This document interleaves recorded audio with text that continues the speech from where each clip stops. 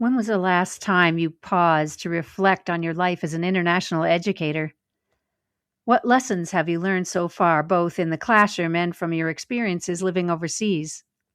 Hi, and welcome to Educators Going Global, where we invite aspiring and veteran international educators to expand their knowledge of all things related to international education. My name is Audrey. My co-host David and I bring almost 50 years of combined experience teaching overseas to the table.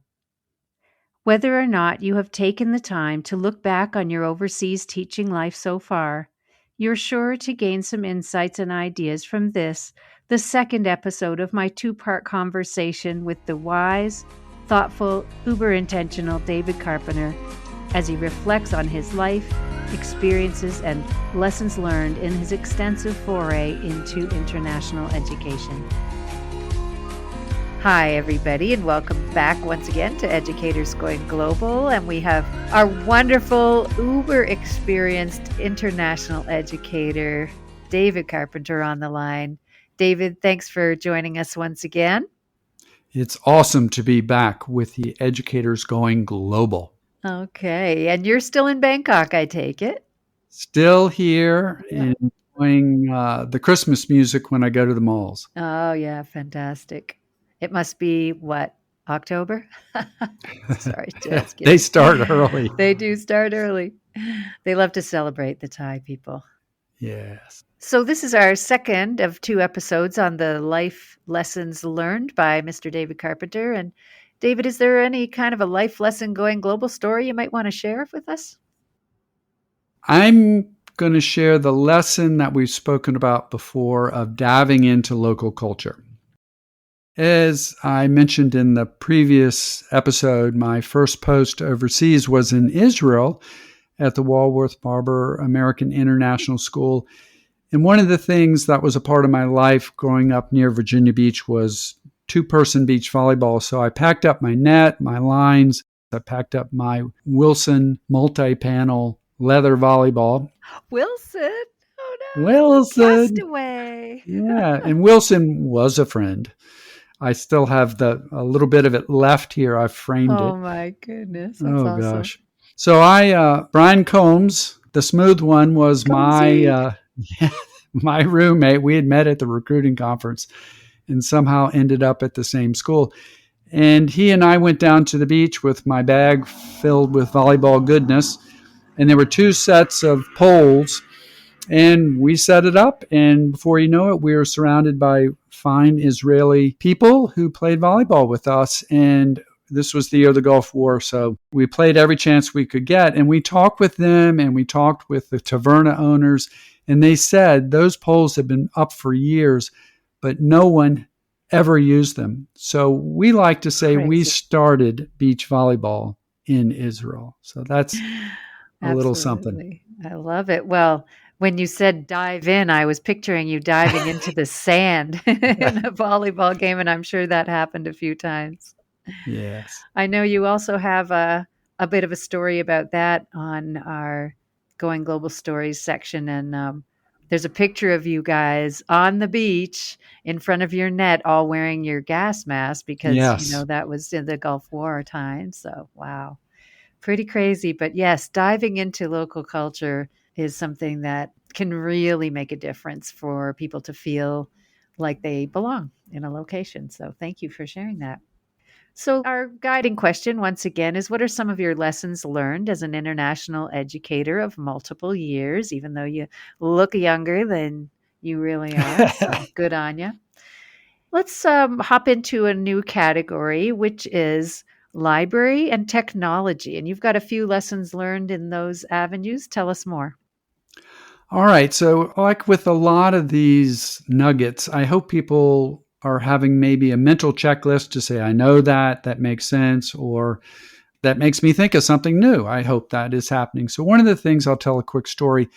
Back in the early 2000s, I was at Hong Kong International School, which had phenomenal technology. We did in the upper primary, a daily morning news show that was piped out to classroom TVs throughout the building. So it's something else on the technology side. So a lot of technology.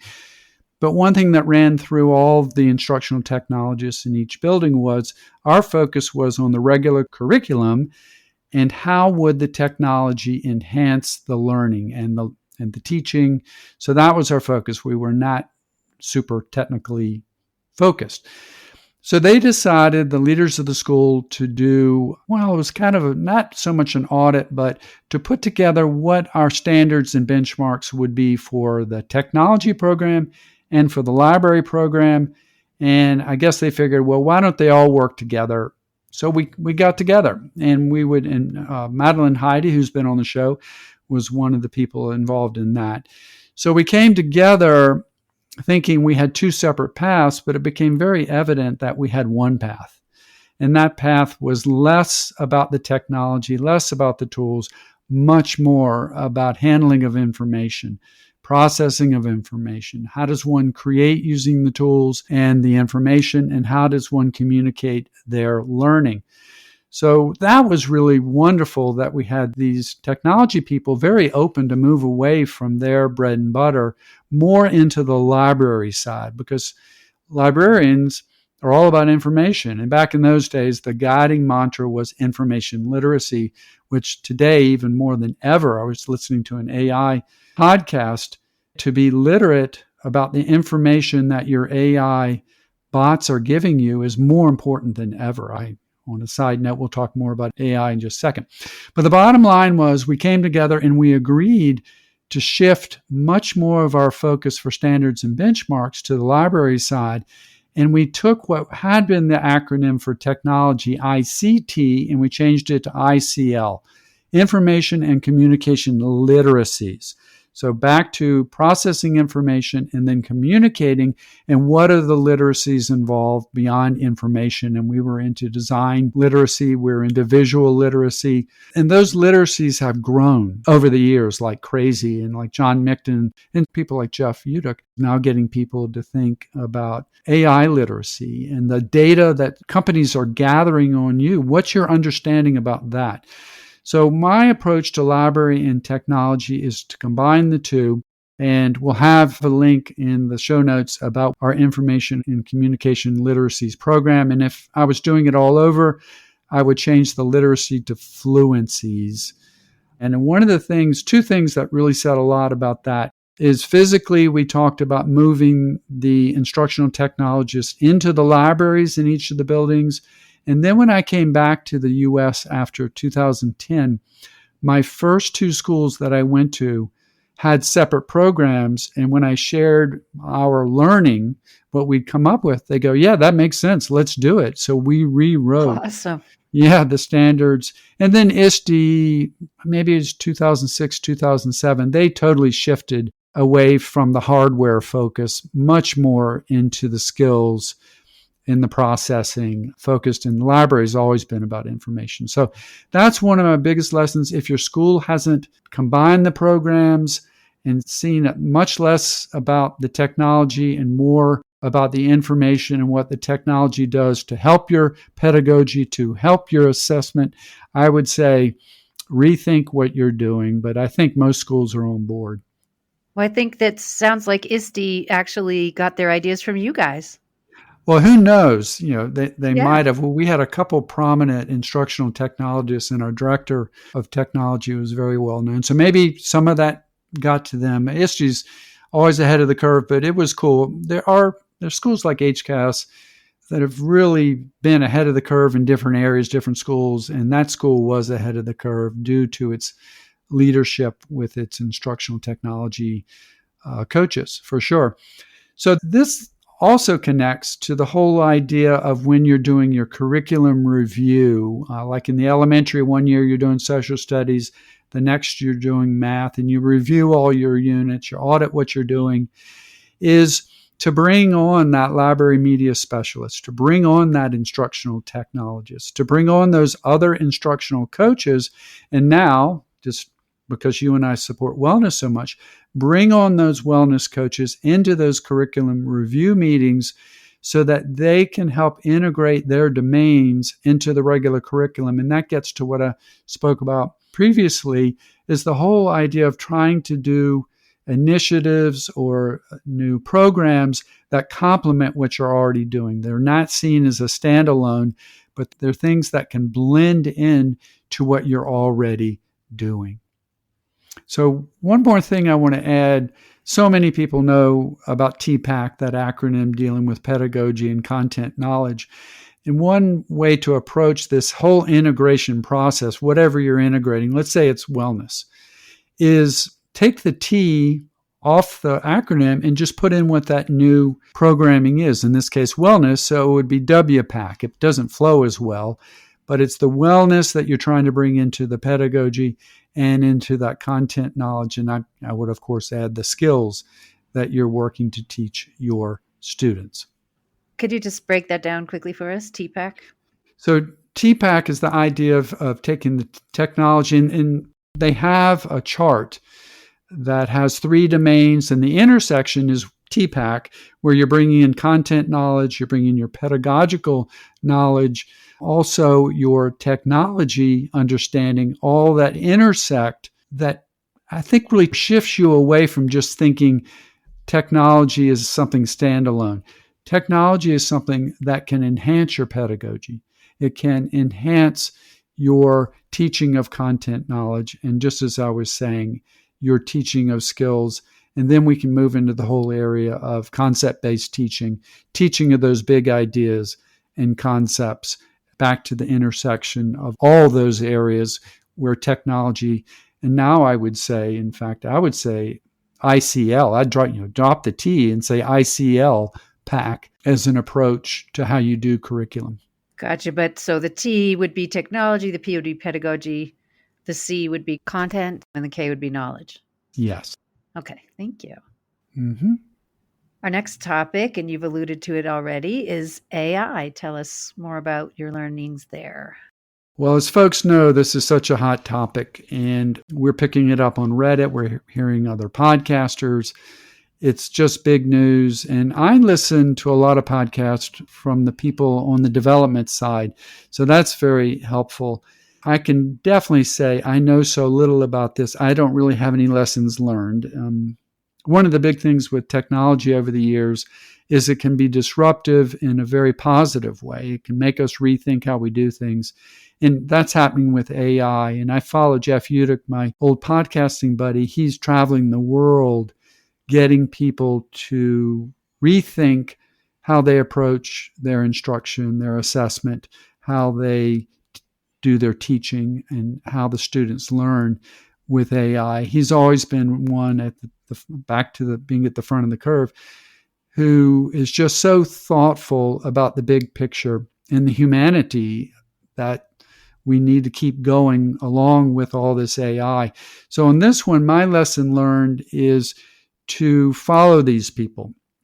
So in this case, reach out to our sister and brother podcasters at the International Schools Podcast and the International Teacher Podcast. And then, of course, Jeff Utecht and Tricia Friedman, they run the Shifting School Podcast. And I've been listening to all 3 over the last several months, and they really are bringing on terrific guests who speak to AI in our schools and what's happening now and what can happen in the future. Michael Bohl is also a person that we've talked about before who is really on the bleeding edge of the whole AI picture, and his website is AI Teacher Tips. So I just thought I'd throw that in there as another resource to have a look at. And we've had Jeff on the show as well. And to Michael's site, and I should have brought it up, he offers a course, a free course that you can take, right? Yeah, that gets you started. And I think it works that if you want a credit, some type of PD credit or things like that, then there might be a charge involved. Michael's such an effective communicator, and he's an early person in the whole field of instructional technology. So check that out. Yeah, absolutely. He used to be my neighbor in Saudi, and I would always get him to help me with my tech stuff until one day he said, this is a lot. But so let's move into, speaking of setting boundaries like Michael did, wellness. Let's talk about wellness integration and your lessons learned around that. This has been one of our themes, one of our main categories, wellness, and it's also a trend in schools that we hear it left and right. It's such a big thing. So if you as a school are dabbling or trying to put a program together, I definitely say take a listen to our show with Allison Leithwood, where she goes into great detail about how to build a wellness program, much of it around an advisory system. And you go, okay, well, our advisory system needs some help. Well, guess what? By the time this episode goes up, we'll have posted our interview. We have a second interview with Andy Vaughn.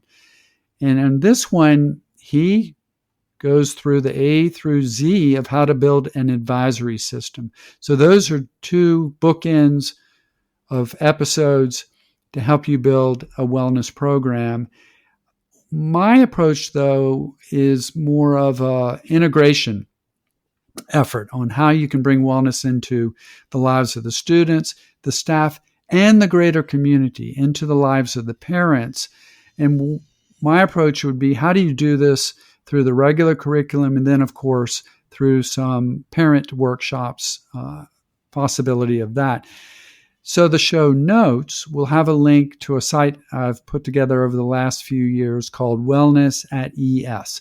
ES stands for elementary school, and it outlines this process of integrating. It's got all these strategies of how to bring the character strengths into the classroom curriculum, like you're teaching a book, and you can be talking to your students about what are the character strengths some of the characters in the book portray, and then it gets into how students can have ongoing just kind of methods in their day to document where they stand with their emotional health, things like that. It's just really loaded, but it's not taught as much through an advisory program. It's just a part of the regular curriculum. So that's my lesson learned on wellness integration. Well, I tell you, David, you are a busy guy, an ideator, and you have no qualms about leaving a humongous digital footprint. And, you've really put up a lot of free information. And I said it before, I'll repeat it, that I really hope that folks will take you up on the offer to go and check out your stuff, because there's just such great information out there, and it's carefully curated and scaffolded and presented in a way that's easy to understand. So if anybody was thinking of implementing, say, for example, a wellness program in their elementary school, highly recommend these resources that David has painstakingly put together over the years. So good on you. Next up, we have travel. Tell us some lessons that you've learned about travel. I bet there are lots. Well, this is going to be a mutual sharing because you've been traveling so much as well. We have a lot of lessons we've learned over the years. Back to the website and our podcast, definitely go back to the episode with Carolyn Makepeace, who's a very well-known travel blogger, podcaster, about traveling, especially with a family. And we get into topics like when you're international, or I guess in your home country, and you've got folks coming in that want to see the sights in your home city, or if you're international, your country where you're living, there's a lot there. So definitely take a look at that one. So more from a personal travel take. One of the things in researching for travel that I do is what I'm finding more and more is just, well, they call it AI slosh. And this isn't AI slosh. It's some of the YouTube videos are AI slosh. They're just copied and created through AI. But it's so much of it's just on a surface level. And I see so many of the travel stories just repeated again and again. And I do see real people in plenty of the videos, but sometimes when the footage doesn't show an individual person, I think somebody's just working from their home computer. They're copying other people. So as always, have that information travel literacy, if I can get away with that one, to question your sources. So one of my tips I've learned over the years is when I'm searching for a location, I put in the term blog, that there really are some travel bloggers. Blogging is still alive. And many cases, I find they go into so much more detail than the YouTube providers. They put in plenty of time. They break down so many aspects, getting from the airport, which ATMs to use, which ones you not use, which restaurants are away from the tourist areas where the real people go and not just the Instagram followers. The real people. The real people, the local people. There, and I just use that term. So many places have been fully Instagrammed that it's just people following more people and more people and more people regarding it's a silo. Places. It is a silo, yeah, and nothing wrong. I'm going to Rome to see Max, and I'm going to the major sites, but we're going to try to get to a second and third level down, and try to really experience more of what it is like to live in Rome, for example. So keep that in mind. I was in Chiang Mai 6 months ago, and we were walking down a street, and there was a massive line in front of this restaurant. And I started talking with, there were a couple Brits, and they're all excited because some TikTokers had promoted it. It had over 3,000 reviews. And I go, okay, sounds great. So we went down. 2 restaurants filled with Thai people. We chose one. It was fantastic. My partner's Thai. She goes, this is good food. We're walking back out. Guess what? Those Brits were still in line. Yikes. So the takeaway is really catch yourself if you're just going to where so many places are being promoted. Doesn't mean that they're not good, but look for the nearby mom and pop restaurant, especially if they're filled with locals. So those are a couple of my big takeaways. What about for you? Well, I was just going to say you sort of cheated there having a Thai person with you. It helps. But definitely not always relying on all the top reviewed ones, and going a little deeper is very well recommended. I like your idea of adding the word blog into your search. That's a great idea. All right. Well, something that's near and dear to both of our hearts from our recent experience is retirement. So that's one of the big transitions of life that we've both sort of been going through. I've been in and out of it, but talk a little more about your tips for retirement. And I'll make that connection with John Micton and Dan Taylor. We were on their podcast where we did a whole show about leaving international education, the International School podcast. So folks, that's a good listen. And we've done shows on this as well. So we have a lot of information. So one of my takeaways, and I talked a little bit about on that episode with them, is just as we pilot initiatives in our school, look to pilot approaches to your retirement. And of course, there are whole books out there on retirement and all the different domains you need to think about. And I'm not going to go into that. Yet, as international educators, we really are different. And we talked about our identity as educators, our identity as being curious people, as travelers, and leaving that and how difficult it is. So there was a lot to take into play, and I put together a long blog post that we have up on the site that you can look into that and see if it can help you a little bit as you plan way ahead of time on what your retirement will look like. But my big takeaway is look at trying some different things out, whether you go back to your home country to make sure you have a home base, or you finish up in June, wherever you are, and you say, we're going to spend 2 months at the country next door, and then we're going to go to the next country. Or we're going to do a balance between the two, 6 months home country, 6 months on the road. Or you're going to do kind of like what I'm doing now after about 4 years of being nomadic, is stay in one place, but have a home base in case something goes awry and I need to head back. So keep that in mind. One of the topics that Audrey and I talk a lot about, we're not going to get into the finances except to talk about that healthcare, that health insurance. So that's a big one. You can get on Reddit.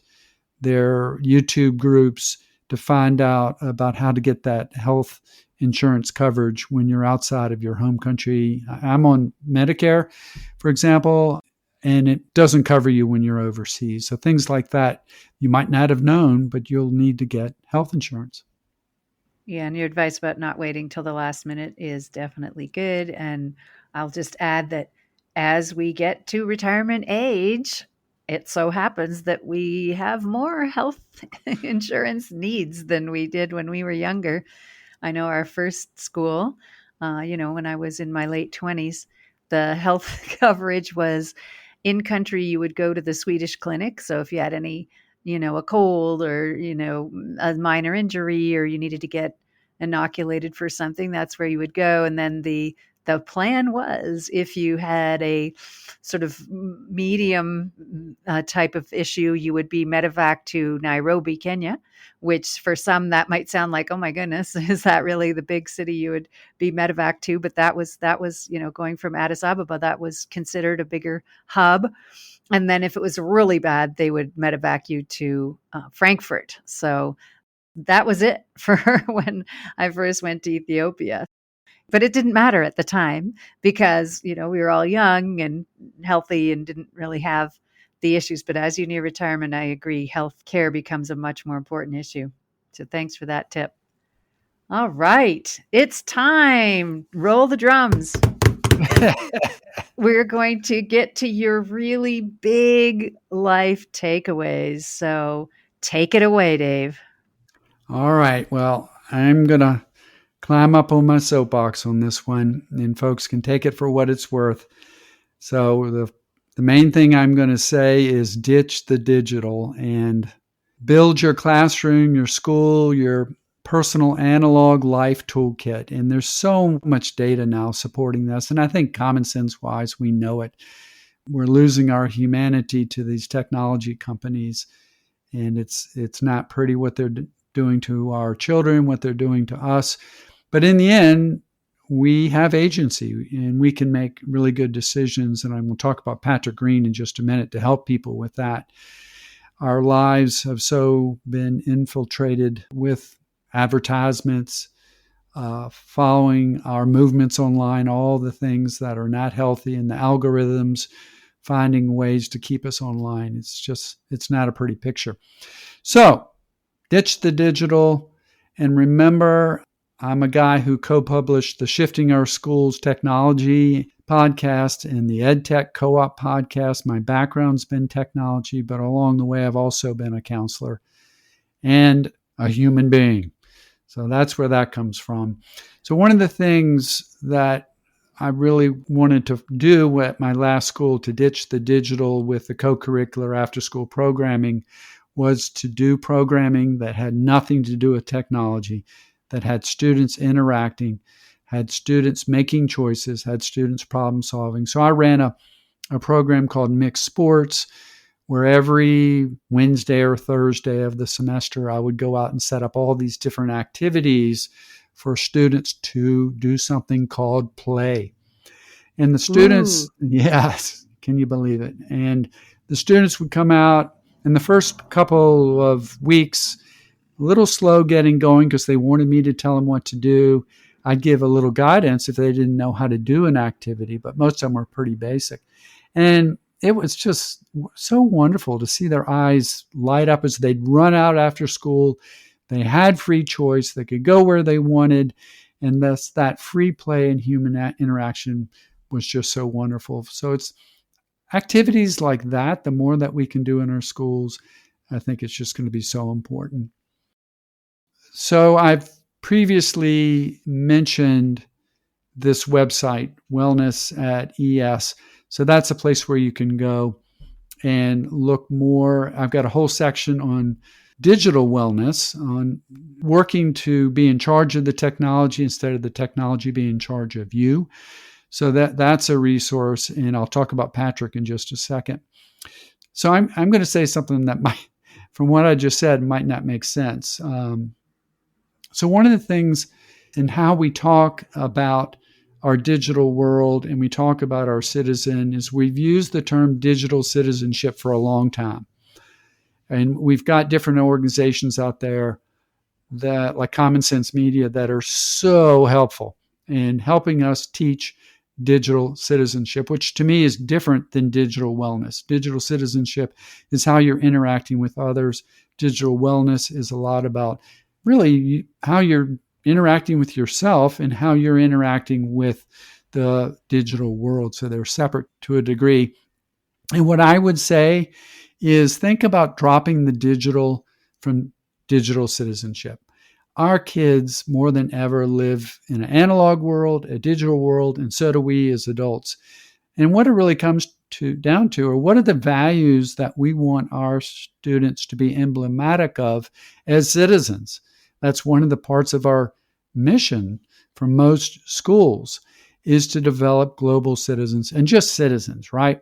So there was a time where we needed that term, but now more than ever, I would just say our program is about citizenship, how you act, whether it's on a digital platform or out on the playground. Who are you as a human being, and how do you interact with others in a positive way? So don't just take it from me. And if you listen to the interview with Patrick Green, I mentioned that this came up with Alan November back in the early 2000s at a ISTE conference that he said, folks, let's drop the digital. It's about citizenship. And Patrick said the same thing. And he's a real leader in this field of helping families with digital wellness. Yeah, I think it's about being intentional and mindful. These are also big movements in the kind of the wellness area, and having self-command. And the more that you sort of dive into the whole digital vacuum, the more you are going to be prey to whatever somebody else, the other content creators have put out there. And so often, as Patrick also mentioned, their intention is to capture your attention, and they're going to do whatever necessary to do that. So taking back control of that is so important. You're absolutely right. And now I'm going to seem like I'm backtracking because what I'm going to say now regarding digital wellness is, for the moment, I think we need to keep the term digital, even though the umbrella of wellness, one of the components is, of course, our digital world. So right now, I think we still need it. And as with the tech boom back in the 90s, led us in the EdTech world to use the term digital citizenship because it was so new, it needed attention. I think we need to keep with that regarding wellness, with the digital wellness, to keep that attention for our students and our staff and our parents, to have that common terminology as we talk about how they interact with technology. And at some point, we're going to be able to drop that digital, and we're just going to use that, like I said, umbrella term of wellness. So that's another just soapbox thought for people to think about. I'm a real believer, as I just said, in choosing wisely what we call frameworks, what we use as job titles. I think words are so important as descriptors. And under the world of wellness, I often hear people say health and wellness, or wellness and health, as if they're separate. And I'm sure there are experts out there that can somehow explain that they're two different areas. But when I look at the positive psychology approach and how people have adapted it, the original positive psychology acronym is PERMA, P-E-R-M-A, which we've spoken about several times. But over time, people added on an H. Not just talking about the physical health, but mental health and other aspects of holistic health and how they all connect. So that's another one of those things where I would say, let's use the term wellness. Let's say PERMA, that includes the H, that they're all under that same umbrella to avoid any confusion. I don't know. What do you think? Your background is specifically in health. Yeah, I think if you just focus on the PERMA, you do miss a little bit of what is involved with the health. So I think it definitely needs to be included in there.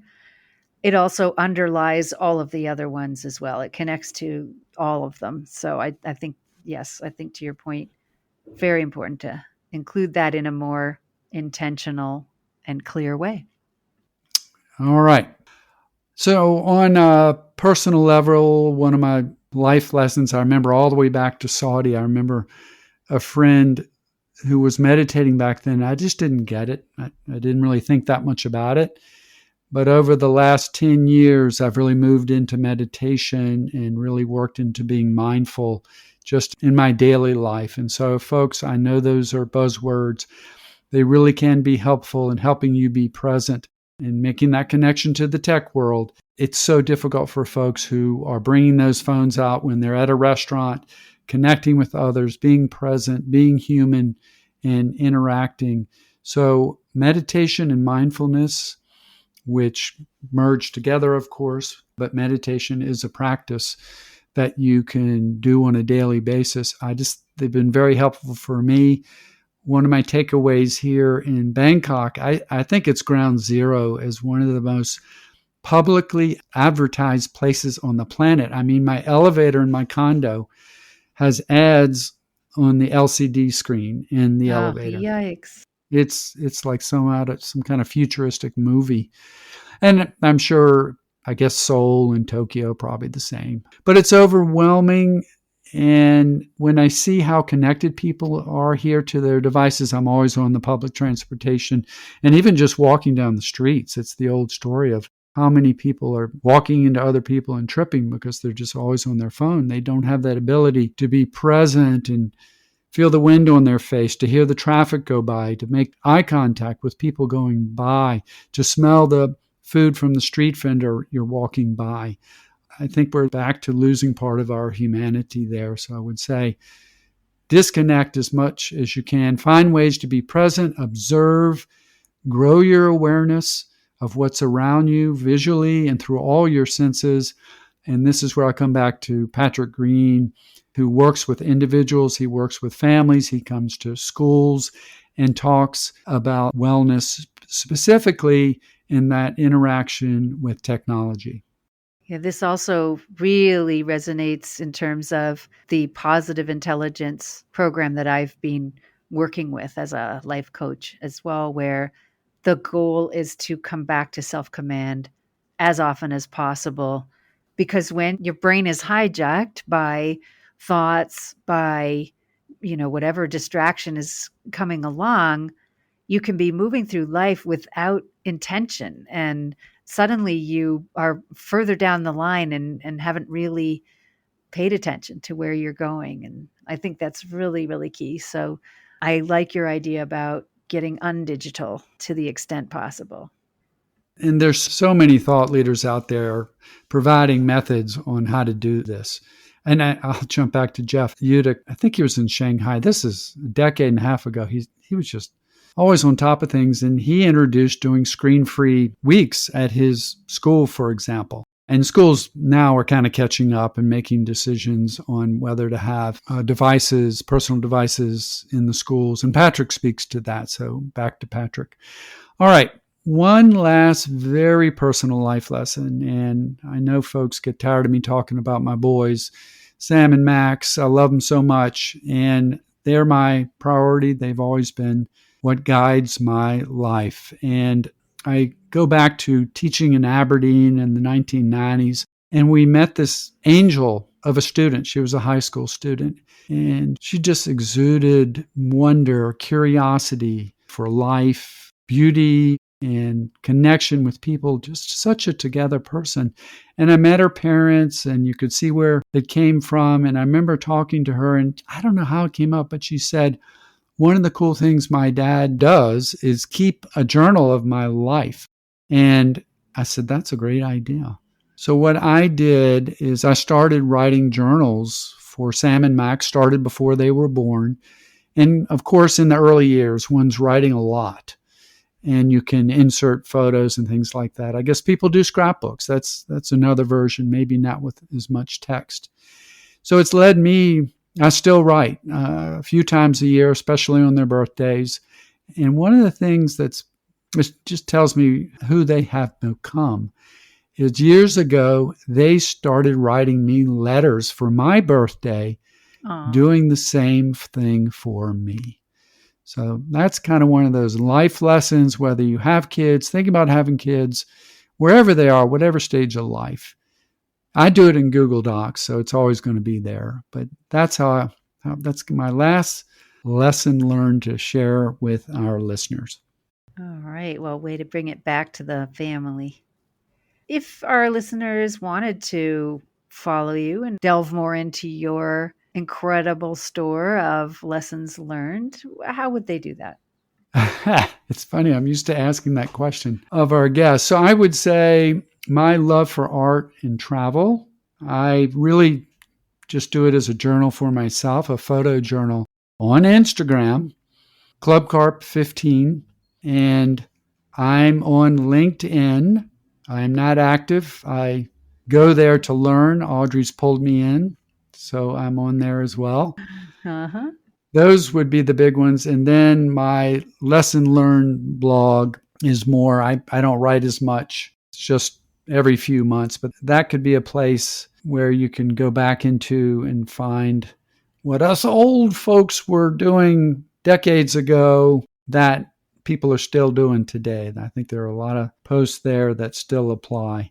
So that's where people can follow me. But I'm enjoying following and learning from so many other people and enjoying what you and I are doing together with our info hub and podcast partner.